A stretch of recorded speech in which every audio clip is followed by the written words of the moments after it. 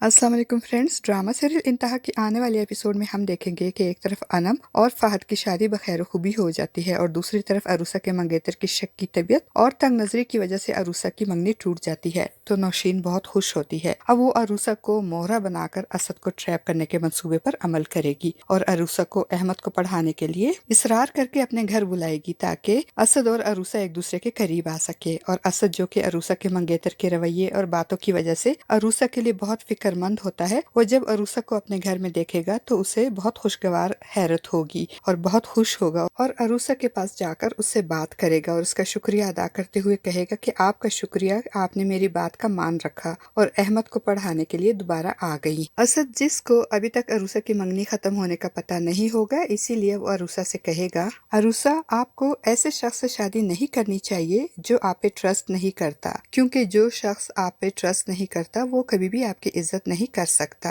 और हर इंसान respect deserve करता है और आप भी रिस्पेक्ट डिजर्व करती हैं और जिंदगी में रिश्तों में रिस्पेक्ट के बगैर कुछ भी नहीं होता। असद की बातें और इसकी पॉजिटिविटी देकर अरूसा भी असद का शुक्रिया अदा करेगी और असद को बता देगी कि इसकी मंगनी टूट चुकी है और ये खबर सुनकर असद को दिली खुशी होगी। दूसरी तरफ फहद और अनम शादी के बाद बहुत खुश होंगे और अनम जब शादी के बाद अपनी माँ के घर आएगी तो अस्मा बेगम अनम और फहद को इनके हनीमून के लिए यूरोप टूर की टिकटें देंगी और जब ये बात ज़ैनब को मालूम होगी तो इसका मूड खराब हो जाएगा और वो भी फहद से हनीमून पे यूरोप जाने की जिद करेगी। और फहद की माँ भी जब फहद को अनम के गिर्द मंडलाते हुए सारा वक्त अनम के साथ बिजी देखेगी तो फहद से शिकवा करेगी और कहेगी, बेटा जब से तुम्हारी शादी हुई है तुम तो अपनी बीवी के ही गुण गाने लगे हो, तुम्हारे पास तो मेरे लिए वक्त ही नहीं है। अपनी माँ का शिकवा सुनकर फहद कहेगा, अम्मी आप इतनी इनसिक्योर क्यों हो रही हैं? आपको ऐसा क्यों लगता है कि अनम की मेरी जिंदगी में आने से मैं आपको भूल जाऊंगा और आपसे दूर हो जाऊंगा? ऐसा मत सोचा करे अम्मी, ऐसा बिल्कुल भी नहीं होगा। आप मेरी माँ हैं और मुझे आपसे कोई दूर नहीं कर सकता। मैं आपके साथ हूँ और हमेशा आपके साथ रहूंगा। अब बात करते हैं सज्जल की। तो सज्जल ऑफिस में अपने कदम मजबूत करने के लिए और ऑफिस के मामलात जानने के लिए ऑफिस के मैनेजर से दोस्ती कर लेगी और फिर दोस्ती की आड़ में इससे ऑफिस के सारे राज मालूम करके फहद और असद की जड़ें काटने की कोशिश करेगी। अब देखते हैं फ्रेंड्स के एक तरफ नौशीन अरूसा को मोहरा बनाकर असद को उसके करीब लाकर और दूसरी तरफ सज्जल ऑफिस मैनेजर को मोहरा बनाकर और इससे दोस्ती की पींगे बढ़ाकर कौन सी नई चालें चलेंगी।